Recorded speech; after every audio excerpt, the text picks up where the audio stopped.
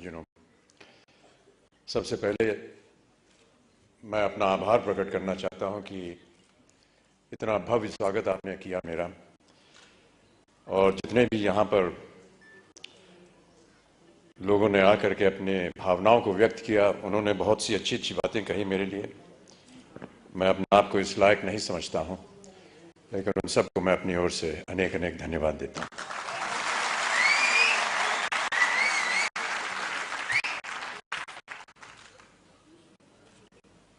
यहाँ पर जब मैं आया तो कार्यक्रम के आरंभ में आपने फूलों से मेरा स्वागत किया,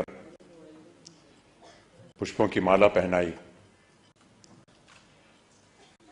और मैं ऐसा मानता हूं कि ये जो पुष्पों की माला आपने मेरे गले में डाली, उसे मैं एक वरमाला के तौर पर देखता हूं।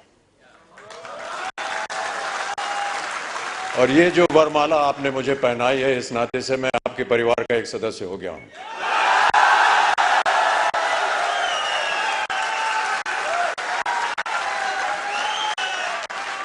आरसीएम के परिवार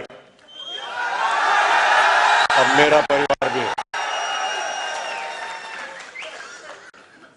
और जितने भी वादे जिन लोगों को आज यहाँ पुरस्कृत किया गया, और जितने भी यहाँ पर सज्जन पुरुष आए हैं, जितनी भी मेहनत आप कर रहे हैं, मैं ये वादा करता हूं कि उतनी ही मेहनत मैं भी करूंगा,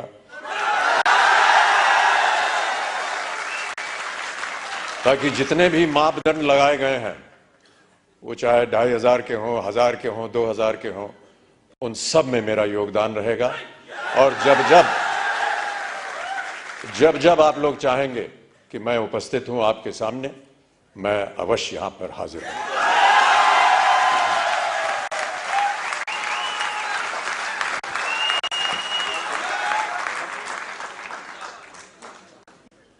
बहुत सारी भूमिका लिख करके मुझे दी गई थी यहां आने से पहले कि इन बातों को लेकर के आप बोलिएगा यहाँ की जनता को। वो कागज है मेरे पास, लेकिन मुझे लगता है कि वो कागज मनोज जी के लिए बनाया गया था, वहां से गायब करके मेरे पास आ गया।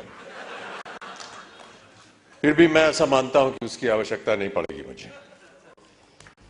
मुझसे कहा गया था कि जितने भी यहां पर लोग हैं, उन सबको प्रोत्साहित करने के लिए कुछ शब्द आप बोल दीजिए। मेरा ऐसा मानना है कि किन शब्दों में आपको प्रोत्साहित करूं? सर, आप एक बार जय आरसीएम बोल दीजिए। जय आरसीएम।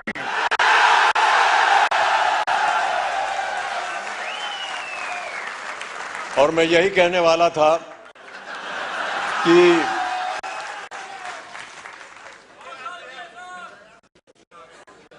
जो आपको प्रोत्साहित करने वाले हैं, वो आपके सामने यहां मौजूद हैं, त्रिलोकचंद जी।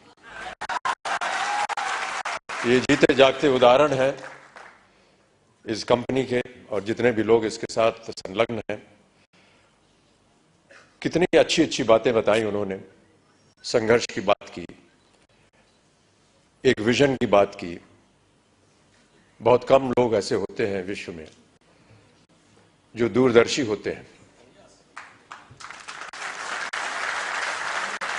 और मेरी नजर में जो लोग दूरदर्शी होते हैं, उनका सम्मान नहीं करना चाहिए, उन्हें ईश्वर जैसा मानना चाहिए। हम और आप तो शायद नहीं देख पाएंगे कि कल क्या होगा, लेकिन इनकी नजर में होता है, और वो देख पाते हैं कि आगे आने वाले दिन कैसे होने वाले हैं। तो इनको एक ईश्वर का दर्जा दिया जाता है। मैं ऐसा मानता हूं कि आप लोगों को एक ईश्वर की तरह त्रिलोकचंद जी आपके सामने मिले।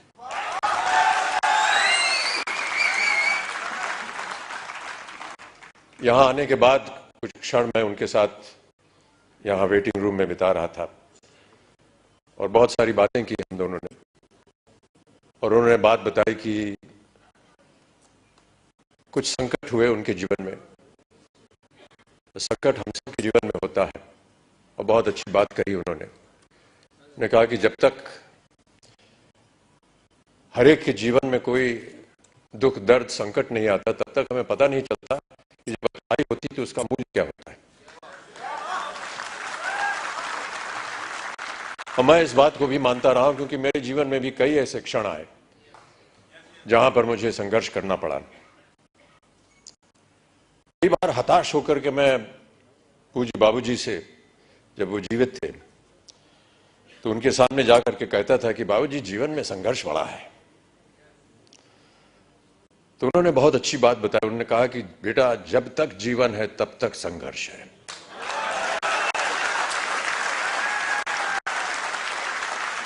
और आप भी मान लीजिए कि आपके जीवन में प्रतिदिन प्रतिक्षण ये संघर्ष रहेगा और आप लोगों को वादा करना पड़ेगा कि ये संघर्ष में आप लगे हैं, आगे भी आगे आप संघर्ष करते जाएंगे ताकि जो भी कार्य आप उठाएं उसमें वो संघर्ष जो है वो नजर आए।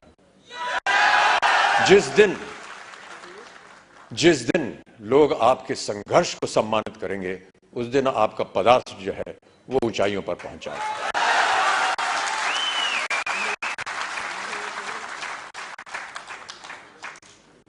माता पिता का सम्मान करना हमारी संस्कृति रही है भारत में और हम सब हमेशा उनकी बातों को याद रखते हैं। कई बार बाबूजी से पूछता था कि मेहनत करने के लिए क्या करना चाहिए। उन्होंने कहा कि काम करना चाहिए और समय से काम करना चाहिए। एक संस्कृत का श्लोक उन्होंने मुझे बताया कि सूर्योदय चास्तमय चशाइनम जहाति लक्ष्मी रवि चक्रवर्तीनम। माने ये कि सूर्य उदय होने से लेकर के और अस्त होने तक जो इंसान सोता है वो चाहे चक्रवर्ती राजा भी क्यों ना हो, उसकी धनराशि जो है वो गायब हो जाती है। तो सूर्य उदय होने से पहले आपको उठना पड़ेगा और न्यूट्री चार्ज को आगे बढ़ाना पड़ेगा।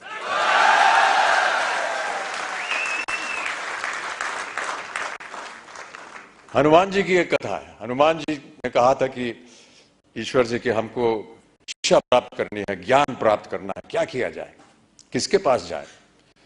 उनसे बताया गया कि आप सूर्य के पास जाइए। सूर्य देवता जो है वो ज्ञान का भंडार है, उनके पास आप जाएंगे तो वो आपको ज्ञान दे सके। तो हनुमान जी गए सूर्य देवता के पास। तो सूर्य देवता ने कहा भैया मैं तो चलायमान हूं, चलता रहता हूं, कैसे तुमको शिक्षा दूंगा मैं।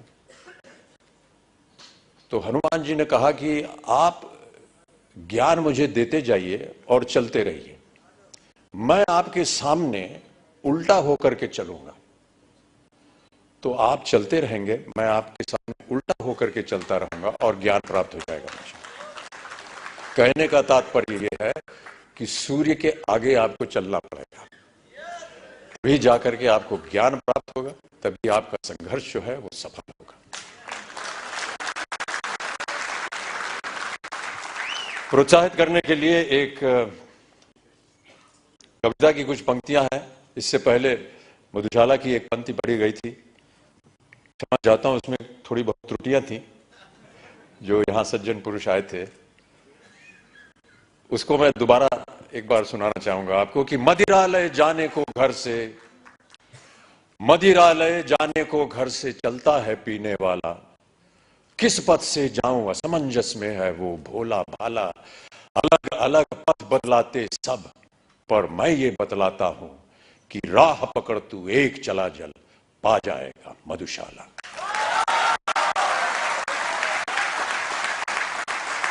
एक और बहुत सुंदर कविता है, उसके कुछ क्षण पढ़ देता हूं आपके लिए। यह है लहरों से डरकर नौका पार नहीं होती और कोशिश करने वालों की कभी हार नहीं होती। नन्ही चींटी जब दाना लेकर चलती है, चढ़ती दीवारों पर 100 बार फिसलती है। मन का विश्वास रगों में साहस भरता है, चढ़कर गिरना गिरकर चढ़ना न अखरता है। आखिर उसकी मेहनत बेकार नहीं होती, कोशिश करने वालों की कभी हार नहीं होती। तो आपकी कोशिशें हमेशा बनी रहें। आपका सहयोग रहा है। जिनको भी आज पुरस्कार दिया गया है उनको मैं अपनी ओर से एक खास बधाई देता हूं और उम्मीद करता हूं कि इसी तरह हर कार्यक्रम में आपके साथ जब मैं आऊं तो और भी लोग पुरस्कार प्राप्त करने के लायक हों और मैं उनके साथ उन्हें पुरस्कार दे सकूं, उन्हें प्रोत्साहित कर सकूं। अंत में जाने से पहले बाबूजी की एक और कविता की कुछ पंक्तियां आपको सुनाना चाहूंगा। इस कविता का शीर्षक है अग्निपथ। अग्निपथ बाबूजी ने लिखी थी उस जमाने में जब भारत अपनी स्वतंत्रता के लिए लड़ाई लड़ रहा था अंग्रेजों के खिलाफ। तो भारत की जनता को प्रोत्साहित करने के लिए उन्होंने ये कविता लिखी थी। लेकिन मेरा ऐसा मानना है कि ये एक ऐसी कविता है जो हर क्षण, हर वर्ष, हर युग में उसका एक ही मायने निकलता है, प्रोत्साहित करती है जनता को। तो आपको भी मैं प्रोत्साहित करने के तौर पर अग्निपथ की कुछ पंक्तियां सुना देता हूं कि अग्निपथ अग्निपथ अग्निपथ, वृक्ष हो भले खड़े, हो बड़े हो घने, एक पत्र छाह भी मांग मत मांग मत मांग मत। अग्निपथ अग्निपथ अग्निपथ, तू न रुकेगा कभी, तू न मुड़ेगा कभी, तू न झुकेगा कभी, कर शपथ कर शपथ कर शपथ। अग्निपथ अग्निपथ अग्निपथ, ये महामनुष्य है, चल रहा मनुष्य है, अश्रु श्वेद रक्त से लथपथ लथपथ लथपथ। अग्निपथ अग्निपथ अग्निपथ। मैं आशा करता हूं कि आप सब इस अग्निपथ को स्वीकारें और इस पथ पर चलकर अपने श्रम से, अपने कार्य से इस अग्नि परीक्षा को पार करें और आरसीएम को और न्यूट्रिचार्ज को एक ऐसी ऊंचाई पर पहुंचाएं जहां विश्व भर में इसका नाम हो। बहुत सारे पुरस्कार इसको पहले भी मिल चुके हैं, लेकिन पुरस्कारों से ज्यादा हमें मेहनत करनी होगी। पुरस्कार मिलते रहेंगे, आते रहेंगे, लेकिन सबसे बड़ा पुरस्कार वो होता है जब आपको अपने मन के अंदर ये सांत्वना मिलती है कि हमने जो मेहनत की वो पुरस्कार के लायक थी। बहुत बहुत धन्यवाद। और जैसा कि मैंने कहा, अब मैं आपके परिवार का एक सदस्य हो गया हूं। कभी भी आप हमको बुलाएंगे तो मैं आपके सामने हाजिर होऊंगा और आपके साथ मिल करके न्यूट्रिचार्ज को आगे बढ़ाएंगे, आरसीएम को आगे बढ़ाएंगे। बहुत बहुत धन्यवाद।